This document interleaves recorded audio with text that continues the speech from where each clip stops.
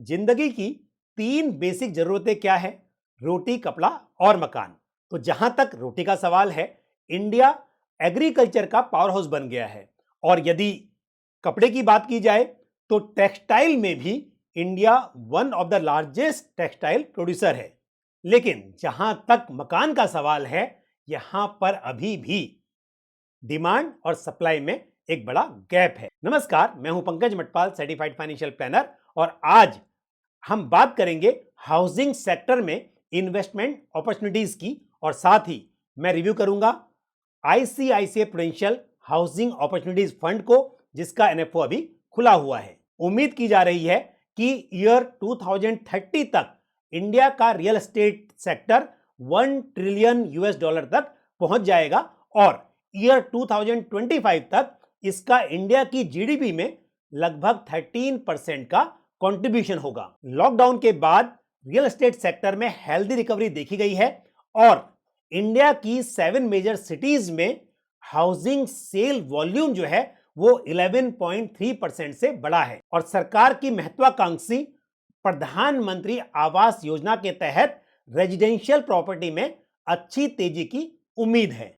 India की population बढ़ रही है और जिसकी वजह से हाउसिंग सेक्टर में जो ओवर सप्लाई थी वो तेजी से घट रही है। इजी फाइनेंस के ऑप्शंस अवेलेबल हैं और साथ ही लोग गांवों से शहरों की तरफ पलायन कर रहे हैं।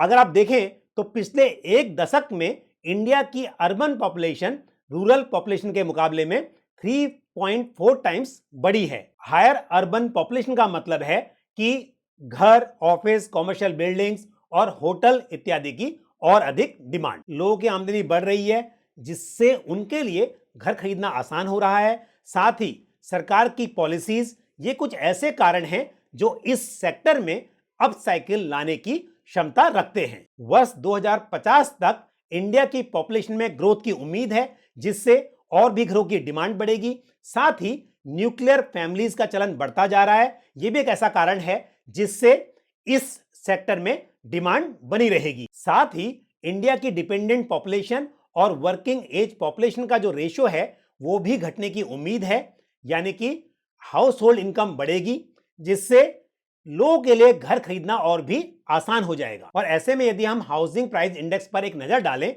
तो वैल्यूएशन काफी अट्रैक्टिव लग रही है। इस सेक्टर की तेजी का फायदा निवेशकों को मिल सके, इसके लिए आईसीआईसीआई प्रूडेंशियल म्यूचुअल फंड ने लॉन्च किया है ICICI prudential housing opportunities fund. जब आप एक घर बनाते हैं तो आपको किन किन चीजों की जरूरत पड़ती है? Cement, steel, flooring, power, paints, consumer electronic और फाइनेंस इत्यादि की। तो ये स्कीम उन कंपनीज में इन्वेस्ट करेगी जिनका संबंध इन सबसे है। मतलब ये स्कीम हाउसिंग थीम के अंडर जो बिजनेसेस आ सकते हैं उनमें इन्वेस्ट करेगी। निफ्टी हाउसिंग इंडेक्स में जो टॉप 10 कंपनीज हैं वो आप यहां स्क्रीन पर देख सकते हैं। यदि इस इंडेक्स की पास्ट परफॉर्मेंस की बात की जाए तो ईयर 2005 से 2022 के बीच इंडेक्स ने 14.10% का CAGR डिलीवर किया है। ICICI prudential housing opportunities fund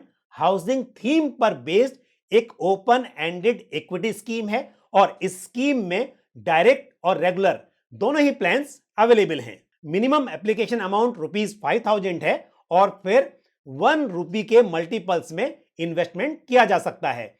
additional application amount ₹1,000 है, यानी कि यदि आप यहां पर एसआईपी करना चाहते हैं तो आप मिनिमम 1,000 की एसआईपी कर सकते हैं। स्कीम में कोई एंट्री लोड नहीं है, लेकिन यदि यूनिट होल्डर्स यूनिट्स अलॉट होने के 1 महीने के अंदर यूनिट्स को रिडीम करते हैं तो उस पर 1% का एग्जिट लोड एप्लीकेबल होगा। यह एनएफओ 28 मार्च 2022 से 11 अप्रैल 2022 के बीच ओपन रहेगा और क्योंकि ये एक ओपन एंडेड स्कीम है इसलिए एनएफओ बंद होने के बाद भी ये फिर ऑन गोइंग ऑफर के लिए ओपन हो जाएगा। तो ऐसे निवेशक जो हाउसिंग सेक्टर में होने वाली ग्रोथ का फायदा उठाना चाहते हैं उनके लिए यह स्कीम सुटेबल हो सकती है, यानी कि निवेशक अपने टोटल पोर्टफोलियो का एक छोटा हिस्सा इस तरह के थीमेटिक फंड में इन्वेस्ट करने पर विचार कर सकते हैं। मुझे उम्मीद है ये जानकारी को पसंद आई होगी।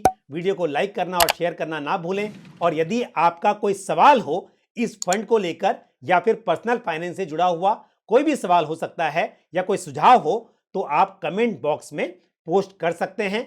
आज के एपिसोड में इतना ही। अगले वीडियो में आपसे फिर मुलाकात होगी और फिर हम बात करेंगे पर्सनल फाइनेंस से जुड़े हुए किसी और इंपॉर्टेंट टॉपिक पर। Thank you. जय हिंद। म्यूचुअल फंड निवेश बाजार जोखिमों के अधीन है। योजना से संबंधित सभी दस्तावेजों को ध्यान से पढ़ें।